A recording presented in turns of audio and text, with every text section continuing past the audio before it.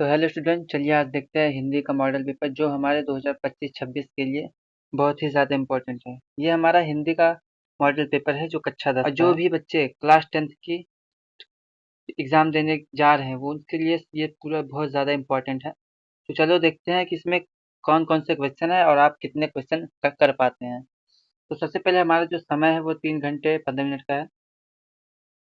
उसके बाद इसमें कुछ इंस्ट्रक्शन दिए हैं, कुछ निर्देश दिए गए हैं कि इसमें जो 15 मिनट स्टार्टिंग के होंगे वो आपको पढ़ने के लिए दिए जाएँगे। उसके बाद फिर आगे हमारे पास है कि ये 2 खंडों में होगा, खंड अ और खंड ब। खंड अ में क्या होगा, बहुविकल्पी प्रश्न होंगे जिसको आप ओएमआर पे बॉल पॉइंट पेन से ही इसको करेंगे। याद रहे कि ओएमआर पे आपको काटना नहीं है, व्हाइटनर यूज़ नहीं करना है। उसके बाद बोला गया कि यहाँ पे सभी जो बहुविकल्पी प्रश्न होंगे वो हमारे 1 मार्क्स के होंगे, 1 नंबर के होंगे। अब आगे लिखा है कि व्हाइटनर यूज़ नहीं करना है ओएमआर शीट पे और सर जितने भी क्वेश्चन होंगे उसके जो नंबर है उसके सामने आपके लिखे होंगे। तो चलिए देखते हैं खंड अ में हमारे पास क्या है। तो सबसे पहले एमसीक्यू टाइप क्वेश्चन हमारे पास है। पहला क्वेश्चन है कि दूसरा शतक प्रकाशित हुआ था, किस सन में प्रकाशित हुआ वही हमें बताना है। सेकंड क्वेश्चन है सुमित्रानंदन पंत की रचना है, कौन सी रचना है? उर्वशी है, पल्लव कामायनी या साकेत, कौन सी रचना है ये आपको बतानी है। थर्ड क्वेश्चन है कि छायावाद की प्रमुख विशेषता है, हमें बताना है छायावाद की प्रमुख विशेषता क्या है। तो यहाँ पे 4 ऑप्शन है, प्राकृतिक नवीनीकरण, यथाचित्रण, युद्धों का वर्णन या फिर भक्ति की प्रधानता। तो आपको ये सब बताना है कि ये कौन सा ऑप्शन आपके लिए सही होगा। चलिए थोड़ा आगे बढ़ते हैं। हमारे पास फोर्थ नंबर क्वेश्चन है कि मैथिली शरण गुप्त की किस युग से संबंधित है। ये हमारे द्विवेदी युग है, शुक्ल युग या भारतेंदु युग या छायावादी युग, जो भी आपको लगता है वो आपको टिक करना है और ओएमआर पे भरना है। उसके बाद आगे हमारे पास है केशव को कठिन काव्य का प्रेत, ये किसने लिखा है। तो आपके पास 4 ऑप्शन है, रामचंद्र शुक्ल, हजारी प्रसाद द्विवेदी, ग्रियर्सन या मिश्र बंधु। आगे बढ़ते हैं। हमारे पास 6 नंबर क्वेश्चन दिया है कि अजात शत्रु, जो अजात शत्रु हमारे पास नाटक है, अजात शत्रु नाटककार हैं, अजात शत्रु के नाटककार हैं। तो कौन सा नाटककार है। तो ऑप्शन 4 है, जयशंकर प्रसाद हैं, महादेव वर्मा, स्मितानंद पंत या राम कुमार वर्मा। सेवन क्वेश्चन है हमारे पास कि इला चंद्र जोशी की कहानियों का विषय है, सामाजिक, ऐतिहासिक, मनोवैज्ञानिक या राजनीतिक, जो भी आपको लगता है उसको आपको एमआर पे भरना है। एट क्वेश्चन हमारे पास कि सन 1018 और 1936 ईस्वी तक का समय जो होता है उसको हम कौन सा युग कहते हैं। उसको हम प्रेमचंद, उसको हम प्रसार युग या फिर प्रेमचंद युग, शुक्ल युग या फिर उपयोग सभी, कौन सा क्वेश्चन है वही हमें पता करना है चारों में। आगे बढ़ते हैं। तो आगे हमारे पास मिलान करने के लिए दिया गया है। तो सबसे पहला हमारे पास महिला आंचल है, चित्रलेखा, उसने कहा था कफन। आपको सबसे पहले इसको मिलान करना है, मिलान करने के बाद आपको देखना है कि ऑप्शन ए सही है, बी सही है, सी या डी, जो भी आपको लगता है उसको आपको टिक कर देना है। आगे बढ़ते हैं 10 नंबर क्वेश्चन में। तो हमारा क्वेश्चन है कि निम्नलिखित में से उपन्यास है, कौन सा उपन्यास है। सेवा सदन, विराट की पद्मावती, कफन या फिर चित्रलेखा।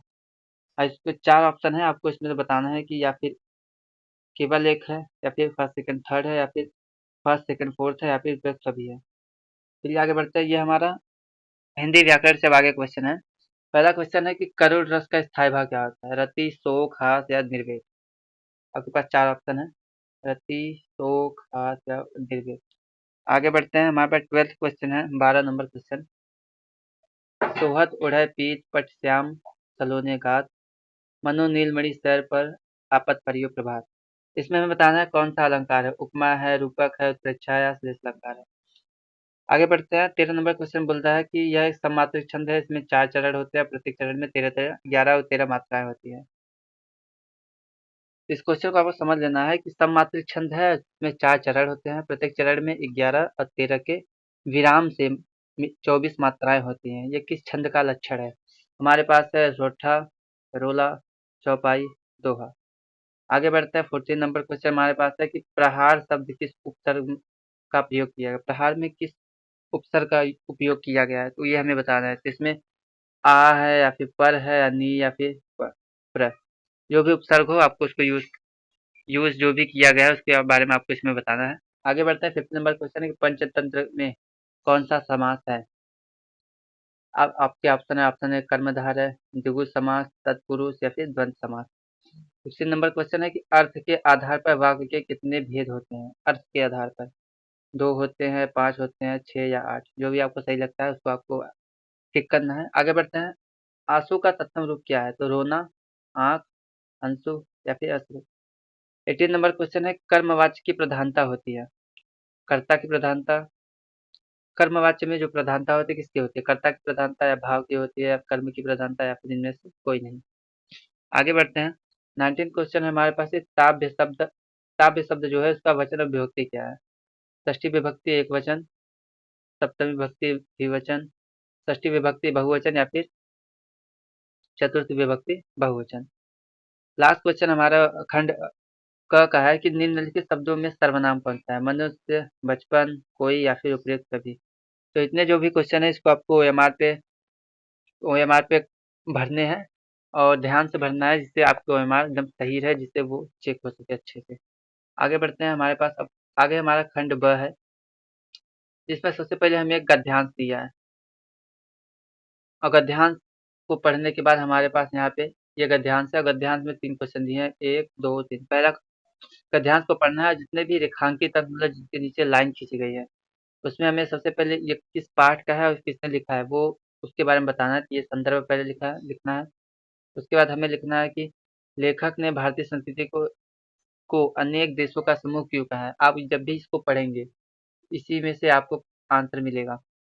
आगे बढ़ते हैं। हमें लास्ट में बोला है कि रेखांकित अंशों की व्याख्या कीजिए, मतलब जिन जिन जहाँ जहाँ लाइन खींचा गया है उसके बारे में आपको इसको बताना है। रेखांकित अंशों की व्याख्या या फिर अथवा करके हमारे पास एक और रेखांकित अंश दिया गया है, आपको इसको पढ़ना है। उसमें भी आपको इसका संदर्भ लिखना है, रेखांकित अंश की व्याख्या करनी है और इसमें एक क्वेश्चन है कि जो गद्यांश हमारे पास उसमें प्रगतिशील का अर्थ क्या है वो बताना है। चलिए अब आगे बढ़ते हैं। सेकंड क्वेश्चन हमारे पास है, निम्न के गद्यांश पर आधारित 3 प्रश्न के उत्तर दीजिए। ये हमारे पास गद्यांश है, पद्यांश है हमारे पास। इस पद्यांश का हमें आंसर लिखना है। सबसे पहला क्वेश्चन है हमारे पास कि उपयुक्त पद्यांश का संदर्भ लिखना है। इसका संदर्भ लिखना है, ये किस पाठ से लिया गया है, उसके लेखक कौन है या फिर कवि कौन है। उसके बाद जितना भी हमारा अंडरलाइन वाला पोर्शन है, अंडरलाइन वाले पोर्शन का हमें अर्थ लिखना है, मतलब कि रेखांकित अंश की व्याख्या करनी है। उसके बाद क्वेश्चन है कि कृष्ण के वियोग में व्याकुल गोपियों ने कृष्ण की किन लीलाओं का अनुकरण करना चाहा है। तो इस क्वेश्चन को जब आप पढ़ेंगे इसको तो आपको मिलेगा कि इसमें क्या बताया गया है। आगे बढ़ते हैं। यहाँ पे भी आपको 2 गद्यांश दिए, अथवा में एक और गद्यांश दिया है। इसमें भी आपको एक गद्यांश का संदर्भ लिखना है, पद्यांश के रेखांकित अंश की व्याख्या करनी है और इसमें श्री कृष्ण ने ब्रज की कौन-कौन सी बातें विस्मृत नहीं होती हैं, उसको बताना है। इसको पढ़ने के बाद जब आप इसको पढ़ेंगे तो वहाँ पे आपको मिलेगा। आगे बढ़ते हैं। आगे हमारे पास एक संस्कृत का गद्यांश है और यहाँ पे 2 गद्यांश दिए हैं, चाहे आप पहला वाला कीजिए तो चाहे दूसरा वाला कीजिए। तो अब करना क्या है कि जितने भी पद्यांश है हमारे पास यहाँ पे संस्कृत वाले गद्यांश जितने भी है, सभी गद्यांश का संदर्भ लिखना है और उसकी व्याख्या करनी है कि ये कौन सा पाठ है। उसके बाद इसका हिंदी में अनुवाद करना है आपको। उसी प्रकार यहाँ पे संस्कृत हमारे पास गद्यांश था ऊपर, अब यहाँ पे हमारे पास संस्कृत पद्यांश है, इसका भी संदर्भ करना है और व्याख्या करनी है, हिंदी में अनुवाद करना है। इसमें भी आपको 2 क्वेश्चन मिलेंगे, या तो आप पहला क्वेश्चन कीजिए यहाँ पे या फिर आप दूसरा कर सकते हैं। ये पहला हमारे पास और ये दूसरा, दोनों में से जो भी आपको सही लगता है वो आप कर सकते हैं। चलिए आगे बढ़ते हैं। आगे हमारे पास है कि अपने पठित खंड काव्य में से, जो भी आपने खंड काव्य पढ़ा होगा उसके में से किसी एक का उत्तर हमें देना है। यहाँ पे हमारे पास सबसे पहले हमारे पास यहाँ पे मुक्ति दूत से क्वेश्चन है, 2 क्वेश्चन और दोनों में से या तो हम ऊपर वाला करें या तो नीचे वाला, किसी एक क्वेश्चन को करना है। उसके बाद हमारे पास ज्योति जवाहर खंड काव्य से है, तो ज्योति जवाहर में या तो ये कीजिए या तो ये कीजिए। उसके बाद मेवाड़ मुकुट में से 2 क्वेश्चन है, या तो पहला कीजिए या तो सेकंड कीजिए। उसी प्रकार अग्र पूजा में से 2 क्वेश्चन है, चाहे ऊपर वाला कीजिए चाहे नीचे वाला, पहला या दूसरा। इसी प्रकार से हमारे जय सुभाष खंड काव्य है, मातृभूमि के लिए, ये भी एक खंड काव्य आपको दिया है।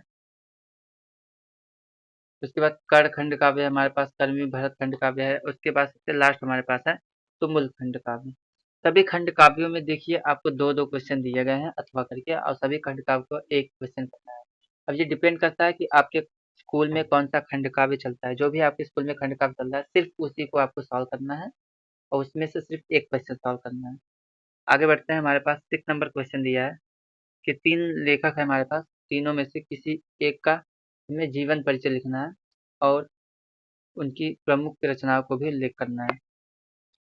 इसी प्रकार हमारे पास कवि का नाम भी दिया है और इन्हीं जितने भी कवि दिए हैं इनमें से किसी एक कवि का हमें जीवन परिचय लिखना है और उसकी एक रचना लिखनी है। अब आगे हमारे पास है कि आपने जो भी एक श्लोक पढ़ा होगा संस्कृत में, संस्कृत काव्य जिसको कहते हैं, संस्कृत काव्य में से कोई एक श्लोक लिखना है जो इस क्वेश्चन पेपर में ना आया हो। उसके बाद हमारे पास संस्कृत के किन्हीं 2 प्रश्नों के उत्तर देने हैं। यहाँ पे आपको 4 प्रश्न मिलेंगे, चारों में से किसी एक का आंसर देना है। उसके बाद हमें निबंध लिखना है। निबंध में हमारे पास 5 टॉपिक दिए हैं, पर्यावरण, प्रदूषण, विज्ञान, यातायात के नियम या फिर जनसंख्या लाभ हानि। इसके ऊपर निबंध लिखना है, आपको अधिकतम शब्द मालूम मैक्सिमम 200 शब्दों में इसका आंसर लिखना है। उसके बाद सबसे लास्ट क्वेश्चन है कि उत्तर मध्य रेलवे को ऐसी शिकायती पत्र लिखना है जो ट्रेन में साफ सफाई सुविधा के लिए उपलब्ध का उल्लेख करता है। मतलब कि सबसे पहले इसमें करना क्या है आपको कि आपको रेलवे में साफ सफाई के लिए एक पत्र लिखना है कि रेलवे जो है साफ सफाई की प्रॉब्लम है उसके बारे में आपको लिखना है और सुविधाएं उपलब्ध नहीं हो रही है इसके बाद उसका भी उल्लेख करना है। या फिर अथवा आप लिख सकते हैं कि अपनी रुचि के हिसाब से रुचियों का उल्लेख करते हुए अपने मित्र को पत्र लिखिए। आपको जो भी इंटरेस्टिंग चीज़ें लगती हैं उसके बारे में अपने मित्र को पत्र लिखना है। तो ये हमारे पास एक क्वेश्चन पेपर था जो हिंदी का 10th क्लास का था, जो यूपी बोर्ड के लिए बहुत ही ज़्यादा इंपॉर्टेंट है। यूपी बोर्ड ने ये खुद दिया है बच्चों को समझने के लिए, तो आप इसको ज़रूर समझें। और अगर आपको इसका पीडीएफ चाहिए तो आप हमें कमेंट करें, जिससे हमें सपोर्ट मिलेगा और हम आपके लिए पीडीएफ और इसी प्रकार के और वीडियो प्रोवाइड करेंगे। हमने अपने चैनल पे मैथ का जो मॉडल पेपर है वो पहले से अपलोड किया है, तो आप अगर चाहें तो उसको भी देख सकते हैं। वो आपके लिए बहुत ज़्यादा इम्पोर्टेंट है और 100% गारंटी है कि इसी प्रकार से आपका हिंदी का क्वेश्चन पेपर आएगा और इसी प्रकार से जो हमने बताया है क्वेश्चन मॉडल पेपर मैथ का, उस प्रकार से मैथ का भी क्वेश्चन पेपर आएगा। तो जल्दी से जल्दी उसको देख लीजिए और जल्द से जल्द इसको समझिए, सॉल्व कीजिए। अब देखिए आप कितने मार्क्स ला सकते हैं और जितना भी तैयारी नहीं हुआ है उसको तैयारी पूरी कीजिए और आपको जो भी लगे कि हम हमारे पास नहीं है कंटेंट, आप हमें कमेंट कीजिए, हम उसको प्रोवाइड करेंगे। और कृपया हमारे चैनल को सब्सक्राइब कर दें जिससे हमें सपोर्ट मिलता रहे और आपके लिए ऐसे ही मज़ेदार और इफेक्टिव वीडियोज़ लाते रहें।